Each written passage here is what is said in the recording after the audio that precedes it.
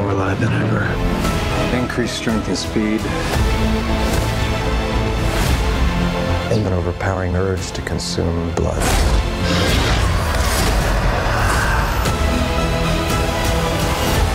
Årets første Marvel-film er Morbius, men faktisk burde vi have fået filmen helt tilbage i 2020. Pandemien har flere gange udskudt filmens premieredato, men nu har den omsider bidt sig fast i de danske biografer. Den udkommer dog i kølvandet på en lang række mildest talt uimponerende anmeldelser, inklusiv vores egen 2-stjernede bedømmelse på Moovy. Men selvom det tydeligvis ikke er let at holde af Morbius, så er det til gengæld umuligt ikke at holde filmens svenske instruktør, Daniel Espinosa. Hello, hi Johan. Hej Daniel! Hej! Good to see you! Vi har tidligere interviewet Espinosa om hans blændende science fiction thriller Live tilbage i 2017. Og inden da lavede han den gedigne og stjernespækkede actionfilm Safe House. Do I make you nervous? You're not gonna get my head. I am already in your head. Og hans spændingsfyldte svenske thriller Snabba Cash blev fuldt forståeligt et internationalt hit, der fik Hollywood til at spærre øjnene op. Vi interviewede forleden Espinosa igen, denne gang om Morbius, hvor i superstjernen Jared Leto spiller titelrollen, en sympatisk læge, der forvandles til en blodtørstig vampyr. I don't want to see you get hurt more than you already have. This would be a cure.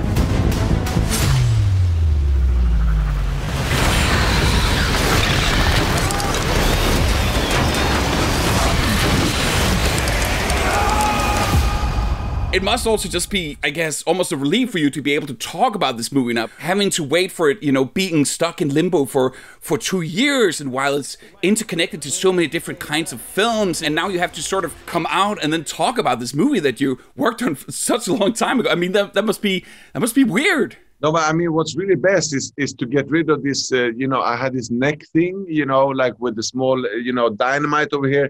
And it was really hurting when I was sleeping. So, because they wanted the possibility to blow my head off if I ever said something about Morbius. So yeah, it's a really good experience, I must say.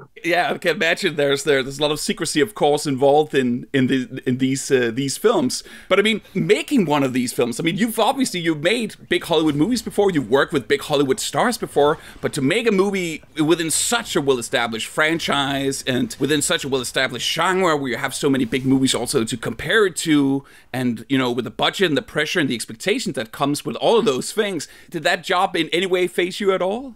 Oh, of course, but I mean, I think that making a movie, scares the shit out of me, and and it fills me with a great kind of pretender complex. But so to make a Marvel movie, it's still the same, harrowing.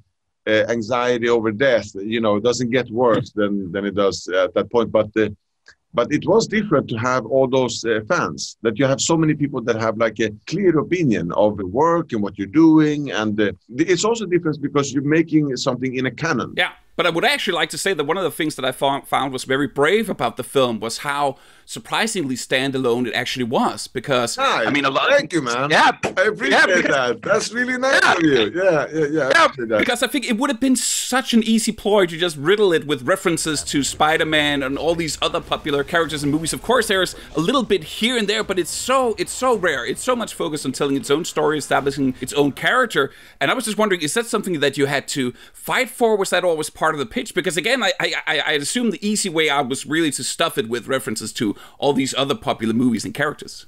No, I mean, I really wanted to make a movie about Morbius, and I thought that the story was complicated as it was. And, I love Matt Smith. I think he's such a blast to watch. And, so I wanted to follow the story about them too, mostly, then do a kind of a big referendum, a big kind of reference material. But it is a bit of both, because you're working in this canon. So you have to understand that it's not like making Leviathan, where you start off some pictures of, Russian landscape and you go like, this is what this movie is. It's not that. You're inside somewhere else. But I think of it like Lost Boys, to give it like a bit of that kind of feel within mainstream, cinema. I only want her death breath!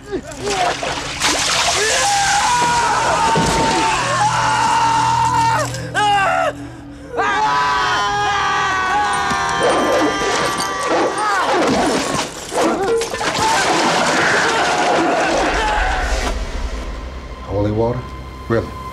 Yeah. You ever see Lost Boys? Story of my life. You work with some big actors, but you've definitely worked with some big actors who are really renowned for really burying themselves in their craft and their parts. I mean, people like Jake Gyllenhaal and Denzel Washington. And now Jared Leto, who's sort of become sort of the quintessential method actor of our time. And of course, you know, method is often associated with very intense, perhaps a little bit difficult to work with. But how was Jared Leto to work with? It's not that hard to work with. You know, I thought it would be kind of like overwhelming or difficult, but it was not. And you know, what it gave you is that it gave him a sort of kind of levity, because he was Michael Morbius, so he can go anywhere. So in moments, he had almost like a Cary Grant kind of easiness, you know, a suave, you know, just throwing out his lines and being quite simple. Who the hell are you, man? I am Venom. I'm just kidding. It's Dr. Michael Morbius at your service. I know, I look vaguely familiar. Yes. So in many ways, it was more relaxing. But, you know, Denzel is a bit the same. You know, I remember when I did the Safe House, on the first day, I came up and gave him some directions. And he just go like, whatever, man. And I was like, I just thought, hey, you know, does Denzel Washington hate me? And this is the first day of my living hell for like 70 days. So I walked up to him and go like, hey, D, I'm sorry, but are you angry? Or do we have a problem? And then he was nice, and he said, I'm just in character. And then he went back into character, because I think many actors have that. It's scary to let go of the character, because then, you know, what if you don't get a grip of it again, you know? So it's not as unusual as it's made to be. Yeah, I'm just hopeful that with Jared Leto's method acting that he didn't actually wanted to, you know, bite someone in the neck for his preparations for the part. No, exactly. No. Or nor gifts sent out, you know, to the rest of the cast and crew, and, you know, no. Exactly. There was none of that, actually. You know, I just met a really kind of like dedicated, professional, motivated actor, you know, that really wanted to do this right. And he's trying to play, for the first time, a person that's quite close to himself, you know. So I think that's why it was so important to become this, you know, to kind of hold on to it all the time, because he was so afraid of just being himself, you know, that there would be no character work at all, you know. We're looking at the first proof of life beyond Earth. Last time I met you, Daniel, was For Life. You're a science fiction thriller. And I gotta say, I actually rewatched it recently. I really dug it in the cinema, but I almost loved it while rewatching it, actually. I watched it with... Right? It's a nice movie, because it's like a Twilight Zone movie, no? Like a Twilight Zone episode, you know? It is, but I really felt that part of the reason why that movie is so intense and so effective is also because it's not afraid of embracing the darkness of it, the scariness of the violence, and of course also the blood. And here you're making a movie about a vampire who, of course, they're really renowned for, you know, drinking people's blood. And since it's PG-13, you can't really show any blood. I mean, was that kind of a bummer, or was that more a case of how can we creatively work around this and try and do something different and interesting? I mean, it was really like, it was a part of the first kind of meeting. You know, the first time I met them, they said like, you want to do Morbius? I go like, yes. And then they say, it's going to be PG-13, because I mean everything I've done in America has been R-rated. Safe House was R-rated, Child 44 I believe was R-rated, and Life was R-rated. So it had like other kind of possibilities, and so it was part of just accepting to do a Marvel movie. There's only one R-rated person, you know, on the planet. It's Ryan Reynolds.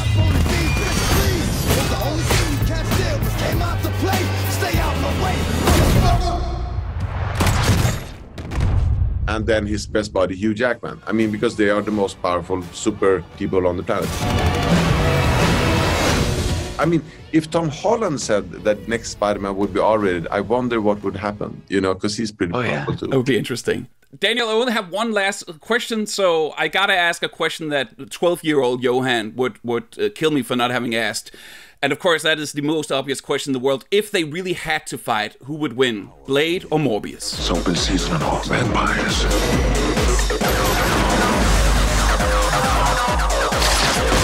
Oh, I think Morbius would win. I mean, Morbius is really, really powerful. You know, He beats up Doctor Strange in one issue, which I don't think it's an easy task. He packs a punch that can knock out Spider-Man. And Spider-Man, takes punches from people like Firelord, who is a Galactus Herald, So if Spider-Man can beat up, him, but has problems with Morbius, it puts him in a different realm. And then also, Morbius has a very kind of expansive, powers. His connection to bats, and there are billions of bats, in every city. So that's also is a power that is expansive.